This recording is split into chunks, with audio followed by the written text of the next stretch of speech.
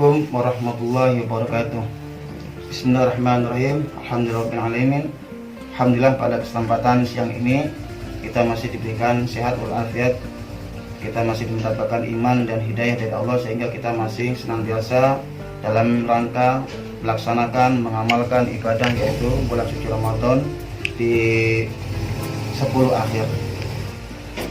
Pada kesempatan ini saya ingin sedikit menjelaskan tentang menyambut bonus bulan suci Ramadan yaitu Lailatul Qadar.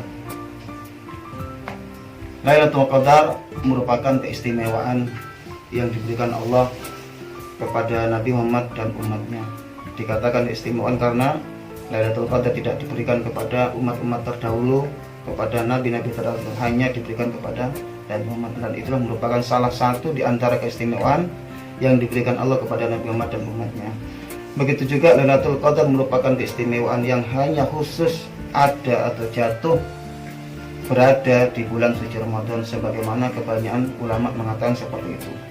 Jadi hanya keistimewaan bulan Ramadan itu adalah adanya Lailatul Qadar, atau Lailatul Qadar merupakan salah satu malam yang hanya ada pada bulan suci Ramadan, sebagaimana dikatakan oleh banyak ulama. Itu merupakan salah satu keistimewaan Lailatul Qadar dan juga keistimewaan bulan suci Ramadan.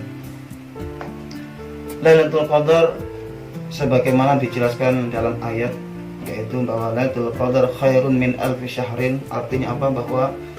Bahwa Lailatul Qadar satu malam itu sama dengan 83 tahun 4 bulan. Artinya barang siapa yang dicatat, ditulis oleh Allah termasuk salah satu orang yang mendapatkan keutamaan dari malam Lailatul Qadar tersebut, maka seakan-akan orang tersebut sudah melakukan ibadah selama 83 tahun 4 bulan. Dan ini adalah keistimewaan, keutamaan yang diberikan Allah kepada umat Nabi Muhammad bagi orang-orang yang memang menginginkan mendapatkan berlomba-lomba malam Lailatul Qadar. Keutamaan Lailatul Qadar banyak dijelaskan di dalam hadis, banyak diriwayatkan dalam hadis, banyak dijelaskan dalam khabar dan athar para sahabat, para tabi'in, dan juga ulama juga banyak menjelaskan. Di antaranya adalah hadis sebagaimana diriwayatkan oleh Abi Hurairah radhiyallahu anhu, anin Nabi sallallahu alaihi wasallam, Nabi bersabda, "Man qama Lailatul Qadar imanan wa ihtisaban ghufira lahu ma taqaddama min dzambi wa ma ta'akhkhar." Artinya barang siapa bahwa Lailatul Qadar, barang siapa yang mendirikan Lailatul Qadar, barang siapa yang beribadah, beramal pada malam Lailatul Qadar imanan, dengan iman wa ihtisaban, dan hanya mengharap ridha Allah, ghufira lahu ma taqaddama min dzambi wa ma ta'akhkhar, maka orang tersebut dosa-dosa yang telah dikerjakan dan dosa-dosa yang akan dikerjakan, maka Allah akan ampuni, Allah akan hapus. Karena apa? Karena sebab orang tersebut itu mendapatkan atau merasakan nikmatnya Lailatul Qadar, dan itulah merupakan keutamaan dari malam Lailatul Qadar tersebut, sehingga orang-orang, para ulama, orang-orang yang melakukan ibadah, orang-orang yang melakukan amal ibadah khususnya di bulan Ramadan berlomba-lomba bagaimana bisa mendapatkan, bagaimana bisa menjadi salah satu orang yang ditulis oleh Allah, yaitu orang yang mendapatkan keutamaan daripada Lailatul Qadar. Kemudian setelah keutamaan dari Lailatul Qadar tersebut,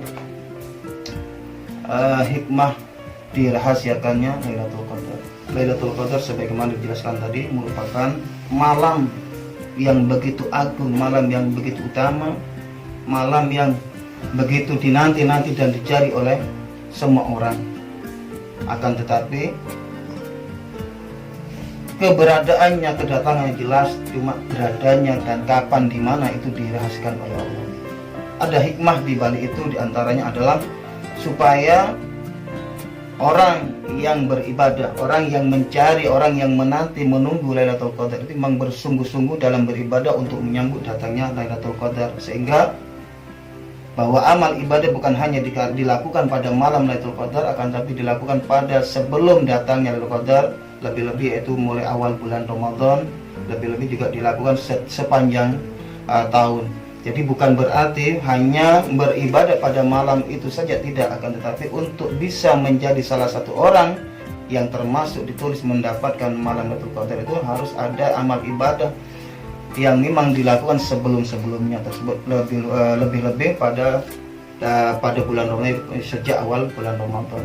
Nah, itulah hikmah kenapa malam Lailatul Qadar dihasilkan oleh Allah. Kemudian hikmah berikutnya yaitu supaya menumbuhkan rasa semangat, cinta dan harapan untuk mendapatkan Lailatul Qadar. Karena apa? Sesuatu yang dirahasiakan, sesuatu yang tidak tampak akan tetapi keutamaan jelas, maka itu akan menumbuhkan rasa cinta, rasa semangat bagi seorang yang mencarinya. Tanda-tanda Lailatul Qadar, banyak ulama menjelaskan bahwa tanda-tanda datangnya Lailatul Qadar, bahwa malam tersebut itulah merupakan Lailatul Qadar, ada tanda-tanda sebagaimana diutarakan oleh ulama, walaupun ini hanya sebatas persepsi dari para ulama. Bisa jadi ini kevalitannya bisa dikatakan iya, tapi bisa jadi tidak. Tapi paling tidak ini adalah mayoritas ulama menyatakan bahwa tanda-tanda Lailatul Qadar diantaranya adalah bahwa malam itu terasa tenang, teduh, anginnya tidak begitu panas, dan juga tidak ada bunyi daripada gonggongan anjing, bunyi gonggongan daripada hewan-hewan yang pada malam hari.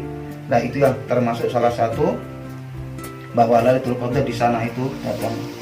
Kemudian amal ibadah apa yang harus kita siapkan untuk meraih Lailatul Qadar? Amal ibadah apa yang harus kita kerjakan untuk bisa menjadi orang yang ditulis oleh Allah mendapatkan Lailatul Qadar? Yang pertama ialah bahwa kita harus niat serta hanya mengharap ridho kepada Allah dalam melaksanakan ibadah pada bulan Ramadan. Bahwa apa yang kita kerjakan memang betul murni lillahi ta'ala, bukan karena hal lain.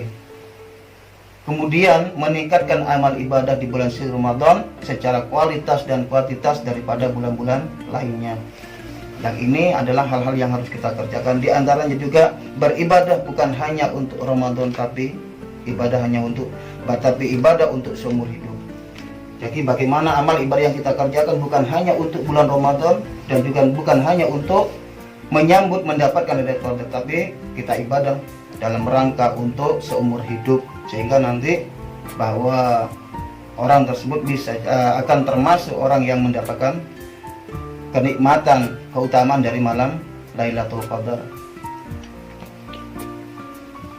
Semua orang berhak, semua orang bisa, semua orang dapat mendapatkan keutamaan, keistimewaan daripada malam Lailatul Qadar.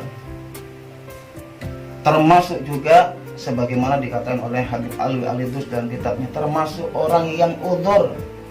Misal orang sakit, bepergian, perempuan haid dan nifas, tetap bisa mendapatkan Lailatul Qadar dengan catatan apa? Dengan catatan apabila sebelum dan sesudah udzur beribadah dengan istiqomah, dengan didasar niat serta mengharap ridho Allah.